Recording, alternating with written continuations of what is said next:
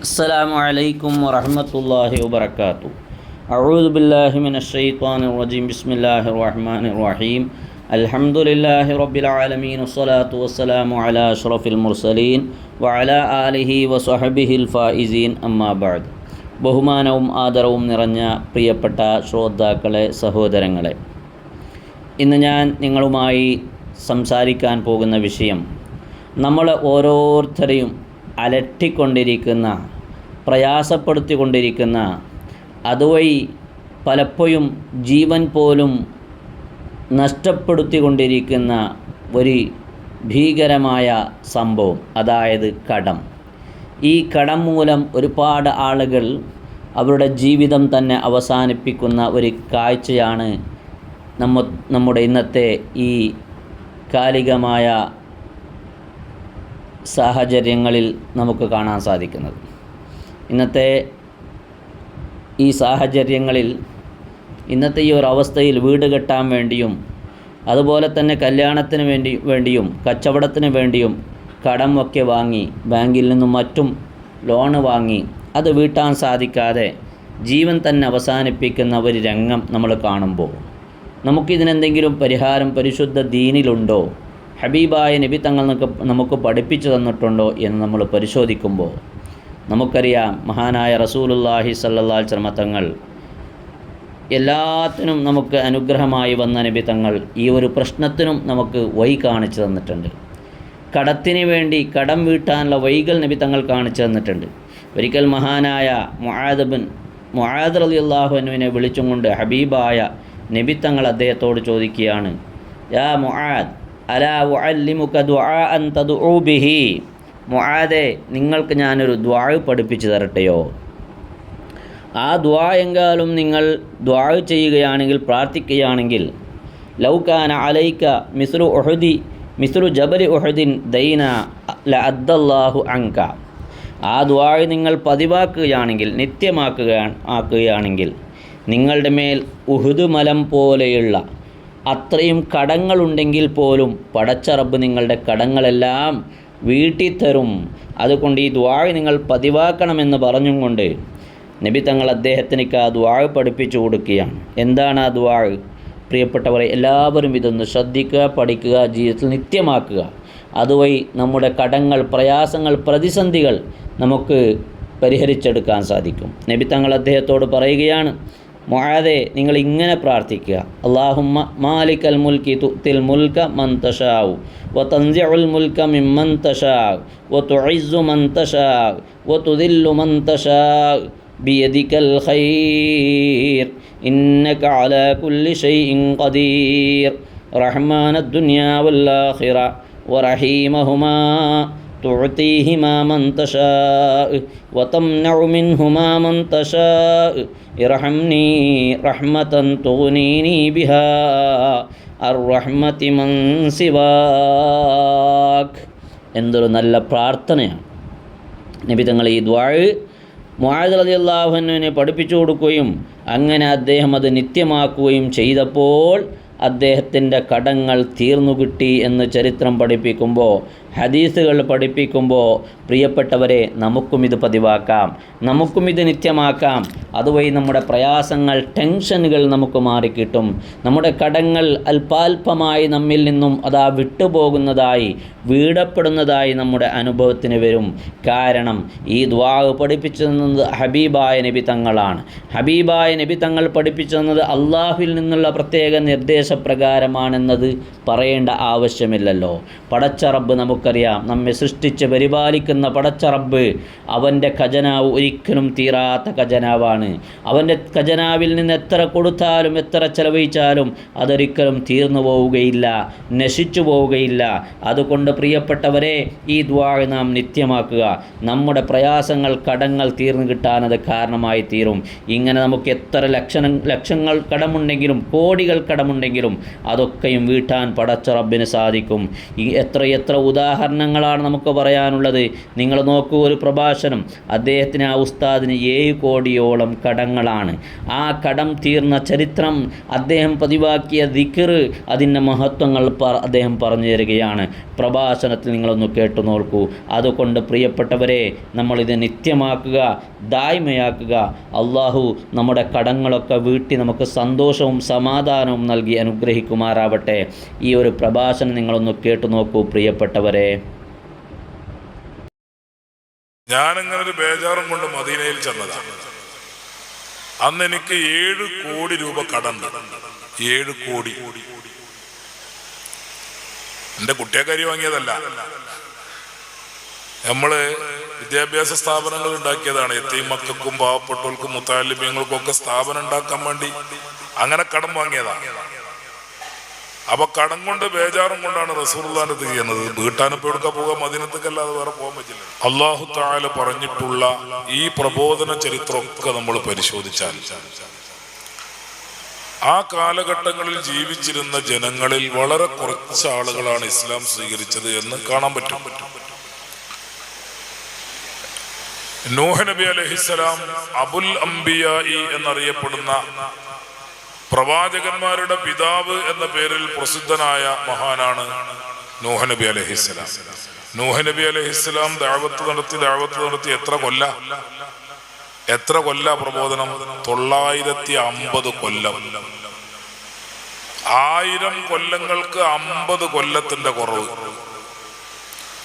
അത്രയും സുദീർഘമായ കാലം ബഹുമാനപ്പെട്ട നൂഹ് നബി അലൈഹിസ്സലാം അള്ളാഹുവിന്റെ ദീനിലേക്ക് ജനങ്ങളെ ക്ഷണിച്ചു. ഖുർആൻ പറഞ്ഞിട്ടുണ്ടല്ലോ, റബ്ബി ഇന്നി ദഅൗതു ഖൗമി ലൈലം വനഹാറാ. രാവും പകലും വ്യത്യാസമില്ലാതെ ഞാൻ ക്ഷണിച്ചുകൊണ്ടിരുന്നു. എത്ര കൊല്ലം? 950 കൊല്ലം. 950 കൊല്ലം വഅദ് പറഞ്ഞ് ഇസ്ലാമിലേക്ക് രാവും പകലും ഇല്ലാതെ ആളുകളെ ക്ഷണിച്ച് 950 കൊല്ലക്കാലത്തെ ദഅവാ പ്രവർത്തനങ്ങളുടെ റിസൾട്ട് പരിശോധിച്ചപ്പോ എത്ര പേരാ ഇസ്ലാം സ്വീകരിച്ചത്? 9 ആളുകൾ. വെറും 9 ആളുകൾ. 950 കൊല്ലത്തില് 9 ആളുകൾ. അത് ആ കാലത്ത്, അത് കുറച്ച് പഴക്കമുള്ള ചരിത്രമാണ്. പിന്നീട് പ്രവാചകന്മാർ ഒരുപാട് വന്നു.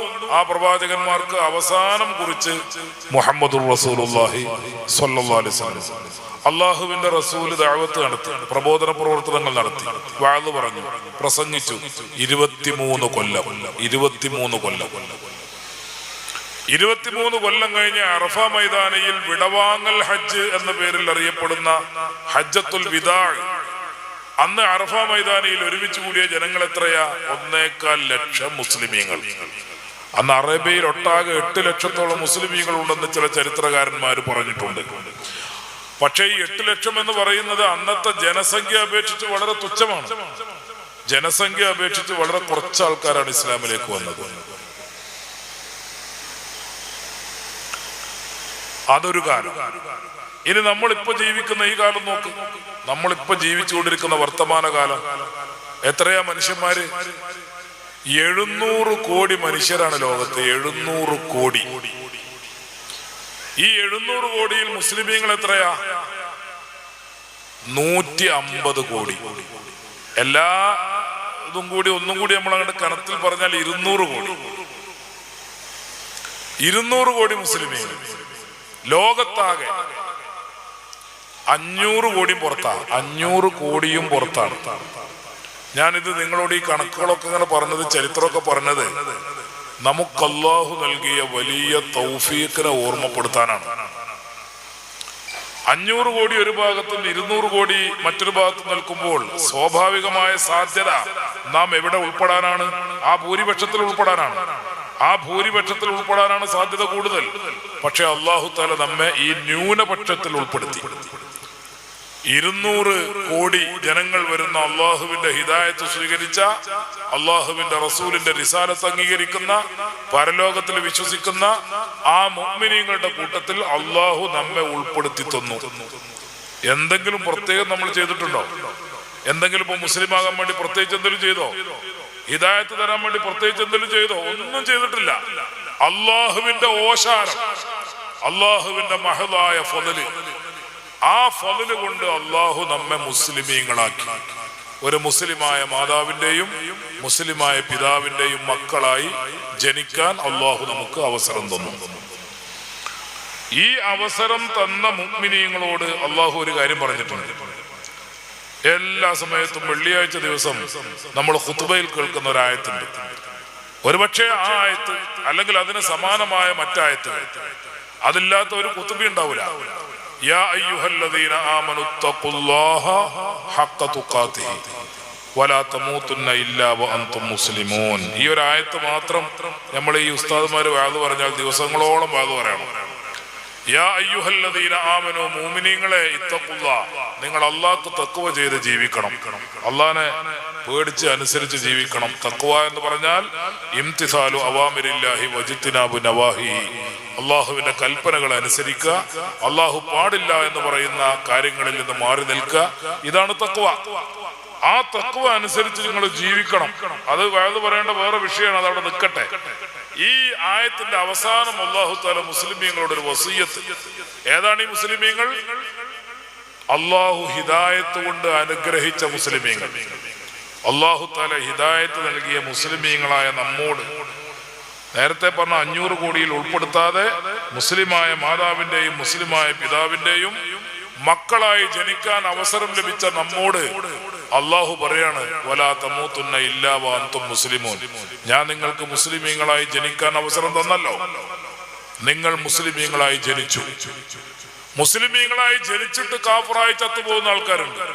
മുസ്ലിമീങ്ങളായി ജനിച്ചു പിന്നെ കാഫിറായിട്ട് ചത്തുപോകും, അങ്ങനത്തെ ആൾക്കാരുണ്ട്.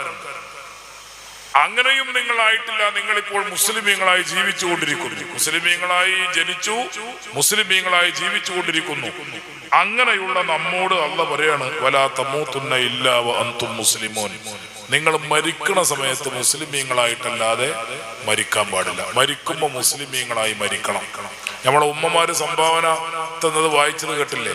അവരുടെ ആഖിബത്ത് നന്നായി, അവസാനം നന്നായി മരിക്കാനുള്ള തൗഫീക്കിന് വേണ്ടി ദുആ ചെയ്യണം എന്ന് പറഞ്ഞിട്ടാണ് സ്വർണം സംഭാവന ചെയ്യുന്നത്. അപ്പൊ ആഖിബത്ത് നന്നാകുക, മുസ്ലിമായിട്ട് മരിക്കുക. മുസ്ലിമായിട്ടല്ലാതെ മരിക്കരുത് എന്ന് ഖുർആൻ വസിയ്യത്ത് ചെയ്തതാണ്. ഈ വസിയ്യത്ത് പാലിച്ചുകൊണ്ട് നമുക്ക് മരിക്കാൻ സാധിക്കണം. അള്ളാഹുവിന്റെ ഈ വസിയ്യത്ത് പാലിച്ചുകൊണ്ട് നമുക്ക് മരിക്കാൻ സാധിക്കണം. അതിനെന്താണ് മാർഗം? 2 മാർഗങ്ങളുണ്ട്. അള്ളാഹുവിന്റെ ഈ വസിയ്യത്ത് പാലിച്ച് മുസ്ലിമീങ്ങളായി ജീവിച്ച് മുസ്ലിമീങ്ങളായി മരിക്കാൻ പ്രധാനമായും അതാ സ്വർണം പിന്നെയും വരുന്നത്. ഈമാനോടെ മരിക്കാൻ തന്നെയാണ് ഈ സ്വർണം. ഇത് നമ്മുടെ സാദാത്തുക്കൾ ദുആ ചെയ്യും, ഇൻഷാ അല്ലാഹ്. അവർ ലാസ്റ്റ് ദുആ ചെയ്യും. അവരുണ്ടാവുമ്പോ നമ്മൾ ദുആർക്കണ്ട. ഈ ഷാഫി തങ്ങള് എത്രയോ വർഷങ്ങൾക്ക് മുമ്പ്, വർഷങ്ങൾ എന്ന് പറഞ്ഞാൽ കൊറോണന്റെയും എത്രയോ മുമ്പ്, ഞാനിങ്ങനെ ഒരു ബേജാറും കൊണ്ട് മദീനയിൽ ചെന്നതാണ്. അന്ന് എനിക്ക് 7 കോടി രൂപ കടണ്ട്. 7 കോടി. എന്റെ കുട്ടിയെക്കാരി വാങ്ങിയതല്ല, നമ്മള് വിദ്യാഭ്യാസ സ്ഥാപനങ്ങൾ ഉണ്ടാക്കിയതാണ്. യതീം മക്കൾക്കും പാവപ്പെട്ടവർക്കും മുത്തഅല്ലിമീങ്ങൾക്കും ഒക്കെ സ്ഥാപനം ഉണ്ടാക്കാൻ വേണ്ടി അങ്ങനെ കടം വാങ്ങിയതാണ്. അപ്പൊ കടം കൊണ്ട് ബേജാറും കൊണ്ടാണ് റസൂലുള്ളാഹിന്റെ അടുത്ത് ചെയ്യുന്നത്. വീട്ടാനിപ്പോ എടുക്കാൻ പോകാൻ മദീനത്തേക്കല്ലാതെ വേറെ പോകാൻ പറ്റില്ലല്ലോ. അങ്ങനെ അവിടെ ചെന്ന് സിയാറത്തൊക്കെ കഴിഞ്ഞ് പള്ളിയിൽ ഇരിക്കുമ്പോഴാണ് തങ്ങളെ കണ്ടത്. തങ്ങളെ നേരത്തെ എനിക്ക് പരിചയമില്ല. അപ്പൊ മദീനയില് അവിടെ റൗളയുടെ സമീപം വെച്ച് തങ്ങളെ കണ്ട് പരിചയപ്പെട്ടപ്പോ തങ്ങളോട് ഞാൻ ഈ വിഷമം പറഞ്ഞു. കടണ്ട്, കുറെ കൊല്ലായി, ഒരു 6-7 കൊല്ലം എന്തായാലും ആയിട്ടുണ്ടാവും. അപ്പൊ തങ്ങൾ എനിക്കൊരു ദിക്റ് പറഞ്ഞു, ഈ ദിക്റ് ഇല്ല കടം പോടുന്നു. അങ്ങനെ അന്ന് മുതൽ ഞാൻ ആ ദിക്റ് ചൊല്ലിക്കൊണ്ടിരിക്കുന്നുണ്ട്. ഇപ്പൊ ഈ സ്റ്റേജില് തങ്ങളെ കാണുന്നതിന് മുമ്പ് ഇപ്പൊ ഇവിടെ വന്നിട്ട് ദിക്റ് ചൊല്ലി, എല്ലാ വക്തിലും ചെല്ലേണ്ടതാണ്. അപ്പൊ അതുകൊണ്ട് ഇങ്ങനെ ഓരോ വക്തിലും ചൊല്ലിക്കൊണ്ടിരിക്കും. ഇവിടെ സ്വാഗതം പറഞ്ഞപ്പോ മദീന മുനവ്വറ തങ്ങൾ എന്ന് പറഞ്ഞപ്പോഴാണ് ഇത് ആ തങ്ങളാണോ എന്ന് എനിക്ക് സംശയം തോന്നിയത്. അങ്ങനെ തങ്ങളോട് ചോദിച്ചപ്പോഴാണ് ആ ദിക്റ് ഞാൻ നിങ്ങൾക്ക് പറഞ്ഞെന്നാണ് നിന്നോട് പറഞ്ഞത്. ആ ദിക്റ് ഞാനാണ് നിങ്ങൾക്ക് പറഞ്ഞു തന്നത് മദീനത്ത് നിന്ന് പറഞ്ഞു. കടം വീടിയെന്ന് വെച്ചാൽ കടം കുറെ വീടി പിന്നെയും കടം വാങ്ങല്ലേ, അതുകൊണ്ട് ഇപ്പോഴും കടമുണ്ട്. കടം പിന്നെ ഇങ്ങനെ വാങ്ങിക്കൊണ്ടിരിക്കുകയുള്ളൂ. പഴയതൊക്കെ വീടിയെങ്കിലും പുതിയത് ഇങ്ങനെ വാങ്ങല്ലേ. അപ്പോ കടങ്ങളുണ്ട്. എങ്കിലും ആ ദിക്റ് ചൊല്ലി തുടങ്ങിയതിന് ശേഷം കടം കൊണ്ട് കുടുങ്ങിയിട്ടില്ല. ഒരാളുടെ സമയമാകുമ്പോ വേറൊരാള് തരും, അയാളെ സമയമാകുമ്പോ വേറൊരാള് തരും. അങ്ങനെ നമ്മൾ വഷളായിട്ടില്ല. അപ്പൊ അങ്ങനെ പരിചയപ്പെട്ടതാണ് തങ്ങളെ.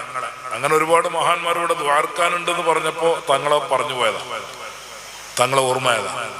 അപ്പൊ ഞാനെന്ത് പറഞ്ഞു? മുസ്ലിമായി മരിക്കണം. മുസ്ലിമായി മരിക്കാൻ 2 കാര്യങ്ങൾ ചെയ്യണം പ്രധാനമായി. ഒന്ന്, നമ്മുടെ വിശ്വാസം ശരിയായിരിക്കണം. അള്ളാഹിനെ കുറിച്ചുള്ള വിശ്വാസം, റസൂലുള്ളാഹി സ്വല്ലല്ലാഹു അലൈഹി വസല്ലം തങ്ങളെ കുറിച്ചുള്ള വിശ്വാസം, ഇതൊക്കെ വളരെ ശരിയായ രീതിയിലായിരിക്കണം. രണ്ടാമത്തെ കാര്യം, അള്ളയും റസൂലും പറഞ്ഞതനുസരിച്ച് പ്രവർത്തിക്കുക എന്നുള്ളതാണ്. അത് രണ്ടാമത്തതാണ്. പ്രവൃത്തിയൊന്നും ഇല്ലാത്ത ആൾ മരിച്ചു പോയാലും അള്ളാഹു ഈ പ്രവർത്തിക്കാത്തതൊക്കെയാണ് പുറത്തു കൊടുക്കുകയാണെങ്കിൽ അവന് സ്വർഗത്തിലെത്താം. ഓ നിക്കരിച്ചിട്ടില്ല, നോമ്പ് വെച്ചിട്ടില്ല, എന്തേ പോന് പുറത്തു കൊടുത്തു എന്ന് അള്ളാഹിനോട് ചോദിക്കാൻ ആരും ഉണ്ടാവില്ല. അള്ളാഹ് പുറത്തു കൊടുത്താൽ സ്വർഗത്തിലെത്താം. അതേ സമയത്ത് വിശ്വാസത്തിൽ പിഴവ് സംഭവിച്ചാലോ, അള്ളാഹിനെ കുറിച്ചുള്ള വിശ്വാസം, നബി സല്ലല്ലാഹു അലൈഹി വസല്ലം തങ്ങളെ കുറിച്ചുള്ള വിശ്വാസം, ഇതിലൊക്കെ പിഴവ് സംഭവിച്ചാൽ പിന്നെ അത് പൊറുക്കണ വിഷയമല്ല. വിശ്വാസത്തിൽ സംഭവിക്കുന്ന പിഴവുകൾ പൊറുക്കൂല, ബാക്കിയൊക്കെ അള്ളാഹ് പുറത്തു കൊടുക്കും. ചില ആൾക്കാർ ഈ നേർച്ചയൊക്കെ ഉണ്ടാവുമ്പോ, ഈ നേർച്ച ഇവിടെ നേർച്ചയാണല്ലോ, റബീഉൽ അവ്വൽ നേർച്ച, അതേപോലെ മഹാന്മാരുടെ നേർച്ച, ബദരീങ്ങളുടെ നേർച്ച, മുഹിയുദ്ദീൻ തങ്ങളുടെ നേർച്ച, ഈ നേർച്ചയൊക്കെ ഉണ്ടാക്കുമ്പോ ഒരു കൂട്ടർ ചെറുപ്പക്കാരുണ്ടാവും. അവർ ചോറ് വെക്കുന്നിടത്ത് മാത്രമേ ഉണ്ടാവുള്ളൂ. ചോറ് വെക്കുന്നിടത്ത് ഇങ്ങനെ വിറക് കൊടുത്തിട്ടും അതേപോലെ ഇളക്കിയിട്ടും മറിച്ചിട്ടും ഉള്ളി വെട്ടിയിട്ടും ഇറച്ചി വെട്ടിയിട്ടും ഒരുപാട് ചെറുപ്പക്കാർ. അപ്പൊ ചില ആൾക്കാർ പറയും ചോറ് വെക്കുന്നിടത്ത് നല്ല ഉഷാറാണ്, പക്ഷെ പള്ളിയേക്ക് വരില്ല, നിസ്കരിക്കൂല, അല്ലെങ്കിൽ അങ്ങനെയുള്ള പരിപാടിക്ക് ഓനെ കിട്ടൂല. ചോറ് ഇങ്ങനെ നല്ല ഉഷാറാക്കി വെക്കാനും വിറക് കൊടുക്കാനും അതിന് വേണ്ട സഹായങ്ങൾ ചെയ്യാനും ഒക്കെ ഉഷാറാണ് എന്ന് പറഞ്ഞ് ആക്ഷേപിക്കും ചില ആൾക്കാർ. വാസ്തവത്തിൽ ഈ ചോറ് വെക്കുന്നതിൽ ഒരു തവസ്സുലുണ്ട്. അള്ളാഹുവിന്റെ ഹബീബ് സല്ലല്ലാഹു അലൈഹി വസല്ലം തങ്ങളുടെ റബീഉൽ അവ്വൽ മാസത്തിൽ നേർച്ച നടക്കുമ്പോൾ അവിടെ ചോറ് വെക്കുക, അവിടെ ഇളക്കി കൊടുക്കുക, അവിടെ ഉള്ളി മുറിച്ച് കൊടുക്കുക, അവിടെ ഇറച്ചി മുറിച്ച് കൊടുക്കുക. അതൊരു 4 കൊല്ലാണ് ചെയ്യുമ്പോൾ പിന്നെ പള്ളി കയറും, ഓൻ പള്ളിയിൽ വരും. അത് അവിടെ ഒരു തവസ്സുലുണ്ട്. ആ ചോറിന്റെ ചുറ്റും ഒരു തവസ്സുലുണ്ട്. മഹബത്തുള്ളത് കൊണ്ടാണ് അതിന് വരുന്നത്. റസൂലുള്ളാഹിനോടുള്ള മഹബത്തുള്ളത് കൊണ്ടാണ് ആ വരുന്നത്. ആ മഹബത്ത് കൊണ്ട് തന്നെ അവൻ രക്ഷപ്പെടും. ഓൻ പള്ളിക്കെത്തും, ഓൻ നിസ്കാരമൊക്കെ തുടങ്ങും. ചില ആൾക്കാർ മൗലൂദ് നല്ല ഉഷാറായിട്ട് തോന്നും. റബീഉൽ അവ്വൽ മാസത്തിൽ വന്നാൽ മൗലൂദ് നല്ല ഉഷാറാ, പക്ഷെ നിസ്കാരത്തിൽ കുറച്ച് പിന്നിലാ, അല്ലെങ്കിൽ മറ്റു കാര്യങ്ങളൊക്കെ കുറച്ച് പിന്നിലാ. കുറ്റപ്പെടുത്തൊന്നും വേണ്ട. ആ മൗലിദിന്റെ സദസ്സിൽ ഇരുന്നിട്ടോ നന്നാവും. പിന്നെ നിസ്കാരമൊക്കെ തുടങ്ങും, നിസ്കാരം തുടങ്ങും, നോമ്പ് തുടങ്ങും, ഒക്കെ തുടങ്ങും. അപ്പൊ ഞാൻ പറഞ്ഞത് എന്താ, കർമ്മങ്ങൾക്ക് ഇസ്ലാമിൽ 2ാമതാണ് സ്ഥാനം. 1ാമത്തെ സ്ഥാനം ഏതാ? ഈമാനാണ്, വിശ്വാസം. ഈ വിശ്വാസം ശരിയായി കഴിഞ്ഞാൽ കർമ്മങ്ങളിൽ എന്തെങ്കിലുമൊക്കെ പാളിച്ചകൾ സംഭവിച്ചാൽ പോലും അല്ലാഹു തആല അത് പുറത്തു കൊടുക്കാൻ സാധ്യത ഉണ്ട്. പക്ഷെ പേച്ച വിശ്വാസമാണെങ്കിലോ അത് പുറത്തു കൊടുക്കൂല, അത് അല്ലാഹു പുറത്തു കൊടുക്കൂല. അതുകൊണ്ട് 1ാമതായി ശരിയാകേണ്ടത് ഏതാണ്? വിശ്വാസം. നമ്മള് ഈ നിസ്കാരത്തിലൊക്കെ അള്ളാഹിനോട് ദ്വാരക്കുണ്ടല്ലോ, എല്ലാ നിസ്കാരത്തിലും അള്ളാഹിനോട് നടത്തുന്ന ദ്വാ ഉണ്ട്. എല്ലാ നിസ്കാരത്തിലും ഇഹ്ദിനസ് സിറാത്തൽ മുസ്തഖീം. ഇതറിയാത്ത ആരുമില്ല. ഞാൻ അതുകൊണ്ടാണ് ഇന്ന് ആ വിഷയം എടുത്തത്. കാരണം ഇവിടെ കുറെ സ്ത്രീകളും കുറെ സാധാരണക്കാര്, ചെറിയ മുത്തഅല്ലിമീങ്ങളും, അപ്പൊ എല്ലാവർക്കും മനസ്സിലാണ് ഒരു വിഷയം. ഫാത്തിഹ സൂറത്തിൽ ഇഹ്ദിനസ് സിറാത്തൽ മുസ്തഖീം എന്ന ദുആ നമ്മൾ ഒരു ദിവസം എത്ര വട്ടം നടത്തുന്നത്? എത്ര പ്രാവശ്യം? 17 വട്ടം. കുറഞ്ഞത് 5 വക്ത് നിസ്കാരങ്ങളിൽ 17 റക്അത്തുകളിൽ 17 തവണ ആവർത്തിച്ച് പറഞ്ഞുകൊണ്ടിരിക്കുകയാണ്, ചൊവ്വായ മാർഗത്തിലേക്ക് ഞങ്ങളെ ചേർത്തി തരണേ. അതതിന്റെ അർത്ഥം. ചൊവ്വായ വഴിയിലേക്ക് ഞങ്ങളെ ചേർത്തി തരണേ എന്ന് ഇങ്ങനെ ദ്വാർന്നുകൊണ്ടിരിക്കുക. അത് ആവർത്തിച്ച് ദ്വാർക്കാണ്. ചൊവ്വായ മാർഗത്തിലല്ലേ നമ്മളുള്ളത്? ആണ്, നമ്മൾ ചൊവ്വായ മാർഗത്തിലാണ്. പിന്നെ ആ ദ്വാർക്കിന്റെ അർത്ഥം എന്താ? ചൊവ്വായ മാർഗത്തിൽ ഞങ്ങളെ ഉറപ്പിച്ചു നിർത്തേണമേ എന്നാണ്. ചൊവ്വായ മാർഗത്തിൽ വന്ന ആൾക്കാർ പിന്നെയും ദ്വാർക്കാണ്, ചൊവ്വായ മാർഗത്തിൽ ഞങ്ങളെ ഉറപ്പിച്ചു നിർത്തണം. കാരണം ഇതിൽ നിന്ന് പിടിച്ചു വലിക്കാൻ അപ്പുറത്ത് ജമാഅത്തുകാരുണ്ട്, ഇപ്പുറത്ത് മുജാഹിദുണ്ട്, അപ്പുറത്ത് തബ്ലീഗിന്റെ ആൾക്കാരുണ്ട്, ഇപ്പുറത്ത് ത്വരീഖത്തിന്റെ കള്ള ത്വരീഖത്തിന്റെ ആൾക്കാരുണ്ട്. ഇങ്ങനെ പലരും പിടിച്ചു വലിച്ചുകൊണ്ടിരിക്കുകയാണ്. അപ്പൊ അവിടെ ഉറപ്പിച്ച് നിർത്തണം ഇങ്ങനെ ദ്വാർക്കാണ്. അങ്ങനെ ദ്വാർന്നുകൊണ്ടേ ഇരിക്കുകയാണ് ഓരോ ദിവസം കുറഞ്ഞത് 17 വട്ടം. പക്ഷെ ഇവിടെ ഒരു ചെറിയ വിഷയം. അതെന്താ? ഈ ചൊവ്വായ മാർഗത്തിലേക്ക് ചേർത്തി തരണമെന്ന് നമ്മൾ ദ്വാർക്കുണ്ടല്ലോ, അതേമാതിരി ജമാഅത്തുകാരും ദ്വാർക്കുണ്ട്, അതേപോലെ മുജാഹിദും ദ്വാർക്കുണ്ട്, അതേപോലെ മറ്റുള്ളവരും ദ്വാർക്കുണ്ട്. അപ്പോൾ പിന്നെ ഈ ചൊവ്വായ മാർഗം ഏതാ? അതൊന്ന് തീരുമാനിക്കണല്ലോ. ഏതാണ് ഈ ചൊവ്വായ വഴി? അങ്ങനെ ഒരു തർക്കം ഭാവിയിൽ ഉണ്ടാകുമെന്ന് അള്ളാഹ്ക്ക് അറിയാലോ. അള്ളാണല്ലോ അതൊക്കെ പറഞ്ഞിരുന്നത്, ഇറക്കി തരുന്നതൊക്കെ അള്ളാണ്, ഖുർആൻ. അപ്പൊ അള്ളാഹുവിന് അറിയാം എങ്ങനെ ഒരു തർക്കം ഉണ്ടാവും. ഏതാണ് ഈ ചൊവ്വായ വഴി എന്ന വിഷയത്തിൽ ഒരു തർക്കം വരും എന്ന് റബ്ബിനറിയാം. ഇബിലീസും കൂടി പറയില്ല എന്റെ വഴി പേച്ചതാണെന്ന്. ഇബിലീസ് പറയും എന്റെ വഴി പേച്ചതാണെന്ന്. അത് പറയില്ല. എല്ലാവരും എന്റെ വഴിയാണ് നല്ലതെന്നാ പറയാ. അപ്പോൾ പിന്നെ ഈ നല്ല വഴിയെ തിരിച്ചറിയാൻ എന്താണ് ഒരു മാർഗം? അത് ഫാത്തിഹ സൂറത്തിൽ തന്നെ നമ്മൾ ആ ദ്വാർക്കണ കൂട്ടത്തില് അല്ലാഹു തആല തൊട്ട് താഴെ പറയുന്നുണ്ട്, സിറാത്തൽ ലദീന അൻഅംത അലൈഹിം. പടച്ചവനെ, ഞാൻ ചൊവ്വായ വഴി എന്നതുകൊണ്ട് ഉദ്ദേശിക്കുന്നത് ആരെങ്കിലും പ്രസംഗിച്ച് സമർത്ഥിക്കാൻ ശ്രമിക്കുന്ന അല്ലെങ്കിൽ ആരെങ്കിലും വ്യാജമായി അവകാശപ്പെടുന്ന ഏതെങ്കിലും വഴിയെ കുറിച്ചല്ല. പിന്നെയോ സിറാത്തൽ ലദീന അൻഅംത അലൈഹിം, നീ പൊരുത്തപ്പെട്ട് അനുഗ്രഹിച്ച മഹാന്മാർ ആരാണോ അവര് സഞ്ചരിക്കുന്ന വഴിയിൽ നീ എന്നെയും കൂട്ടിത്തരണമേ. അപ്പൊ മഹാന്മാരുടെ വഴിയാണ് ഏത്? ചൊവ്വായ വഴി. മഹാന്മാരുടെ വഴിയാണ് ചൊവ്വായ വഴി. ആ വഴിയിലേക്ക് ഞങ്ങളെ ചേർത്തി തരണമേ എന്നാണ് ഒരു ദിവസം കുറഞ്ഞത് 17 തവണ അള്ളാഹിനോട് ദ്വാർക്കണം. ഇനിയിപ്പോ ചിന്തിക്കേണ്ടത് ഏതാ ഈ മഹാന്മാര്? ആരാണ് ഈ മഹാന്മാർ? അള്ളാഹു ഖുർആനിൽ പറഞ്ഞ മഹാന്മാർ ആരാ?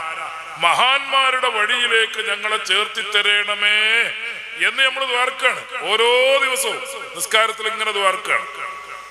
ആരാണ് ഈ മഹാന്മാർ? അത് പരിശുദ്ധ ഖുർആൻ വേറൊരു സ്ഥലത്ത് പറഞ്ഞിട്ടുണ്ട്. ومن يطع الله والرسول فاولئك مع الذين انعم الله عليهم من النبيين والصديقين والشهداء والصالحين. ഇവരാണ് മഹാന്മാർ. അള്ളയും റസൂലും പറഞ്ഞത് കേട്ട് അനുസരിച്ച് ജീവിക്കുന്ന ആൾക്കാര് ഉലൈക മഅല്ലദീന അൻഅമല്ലാഹു അലൈഹിം, അവർ അള്ളാഹ് അനുഗ്രഹിച്ചവരോടൊപ്പമാണ്. അള്ളാഹ് അനുഗ്രഹിച്ചവരുടെ കൂട്ടത്തിൽ ഞങ്ങളെ ചേർക്കണം എന്നാണ് നമ്മൾ ദ്വാർന്നത്, അല്ലെ? അള്ളാഹ് അനുഗ്രഹിച്ചവരോടൊപ്പമാണ് അവർ. ആരാ അള്ളാഹ് അനുഗ്രഹിച്ചവർ? മിനൻ നബിയ്യീന, ഒന്ന് അമ്പിയാക്കന്മാര്, വസ്സുദ്ദീഖീന, രണ്ടാമത്തത് ഔലിയാക്കന്മാര്, വശുഹദായി, മൂന്നാമത്തെ ശുഹദാക്കന്മാര്, വസ്വാലിഹീൻ, ഇവരെല്ലാവരും ഉൾപ്പെടുന്ന സ്വാലിഹീങ്ങൾ. അവരാണ് അള്ളാഹ് പൊരുത്തപ്പെട്ട കൂട്ടര്, അവരാണ് അള്ളാഹ് അനുഗ്രഹിച്ചവര്. ആ അനുഗ്രഹിച്ചവരുടെ മാർഗത്തിൽ ഞങ്ങളെ ചേർത്തി തരണം. ഈ അമ്പിയാക്കളെ കുറിച്ചും ഔലിയാക്കളെ കുറിച്ചും ശുഹദാക്കളെ കുറിച്ചും നമ്മളിപ്പോ വാഴ വരാൻ നിന്നാൽ ഈ 2 മണിക്കൂർ കൂട്ടുകയാണെങ്കിൽ 6 മണിക്കൂർ വേണം. വെറും ഈ 2 മണിക്കൂർ കൂട്ടിയാൽ 6 മണിക്കൂർ വേണം അവരെ കുറിച്ച് വാഴ പറയാൻ. അപ്പൊ നമുക്ക് അതിൽ നിന്ന് ഒരാളെടുക്കാം. അമ്പിയാക്കന്മാരുടെ നേതാവാരാ? മുഹമ്മദുർ റസൂലുള്ളാഹി സ്വല്ലല്ലാഹു അലൈഹി വസല്ലം. അമ്പിയാക്കന്മാരെന്ന് ഖുർആൻ പറഞ്ഞല്ലോ. അള്ളാഹ് പൊരുത്തപ്പെട്ടവരുടെ അനുഗ്രഹിച്ചവരുടെ വഴിയിലാണ് ഞങ്ങളെ ചേർക്കേണ്ടത് എന്ന് നമ്മൾ ഫാത്തിഹയിൽ ദുആ ചെയ്തു. ആ അനുഗ്രഹിച്ചവർ ആരാണെന്ന് ഫാത്തിഹ പറഞ്ഞു തന്നു. അവരുടെ വിശദമായ അഡ്രസ് ആര് തന്നു? ഖുർആൻ മറ്റൊരായത്തിൽ തന്നു. അതാരാ? അമ്പിയാക്കൾ, ഔലിയാക്കളാണ്, ശുഹദാക്കൾ, സ്വാലിഹീങ്ങളാണ്. അതിൽപ്പെട്ട അമ്പിയാക്കന്മാരുടെ നേതാവാണ് റസൂലുള്ളാഹി സ്വല്ലല്ലാഹു അലൈഹി വസല്ലം. അപ്പൊ ഈ പ്രാർത്ഥനയുടെ ആകെ അർത്ഥം എന്തായി? നിസ്കാരത്തിൽ നമ്മൾ ദ്വാരക്കണീന്റെ ആകെ അർത്ഥം എന്തായി? എനിക്ക് അമ്പിയാക്കന്മാരുടെ പിന്തുണ വേണം. ഞാൻ ചെയ്യുന്ന കാര്യങ്ങള്, ഞാൻ വിശ്വസിക്കുന്ന കാര്യങ്ങള്, അതിൽ അമ്പിയാക്കന്മാരുടെ പിന്തുണ വേണം. അമ്പിയാക്കന്മാരുടെ പിന്തുണ എന്ന് പറയുമ്പോൾ കുറച്ച് വിശാലാണ്. നേരത്തെ അവിടെ പറഞ്ഞല്ലോ, ശരീഅത്തിലും മറ്റൊക്കെ ചെറിയ ചെറിയ വ്യത്യാസങ്ങളുണ്ട്. പക്ഷെ രണ്ടിലും വ്യത്യാസമില്ലാത്ത ആളാണ് നമ്മുടെ നബി മുഹമ്മദുർ റസൂലുള്ളാഹ്. അത് നമുക്ക് വേണ്ടി വന്ന നബിയാണ്. നമുക്ക് ശരീഅത്ത് കൊടുക്കുന്ന ആളാണ്, നമുക്ക് വേണ്ടി ഖുർആൻ കൊടുക്കുന്ന ആളാണ്, നമുക്ക് വേണ്ടി ദീന് കൊടുക്കുന്ന ആളാണ് റസൂലുള്ളാഹി സ്വല്ലല്ലാഹു. അപ്പൊ ആ റസൂലുള്ളാഹിന്റെ പൊരുത്തം വേണം, റസൂലുള്ളാഹിന്റെ അംഗീകാരം വേണം. ആർക്ക്? നമുക്ക്. എങ്കിലേ നമ്മൾ ചൊവ്വായ മാർഗത്തിന്റെ ആൾക്കാർ ആവുള്ളൂ. ഇതാണ് ഈ പറഞ്ഞതിന്റെ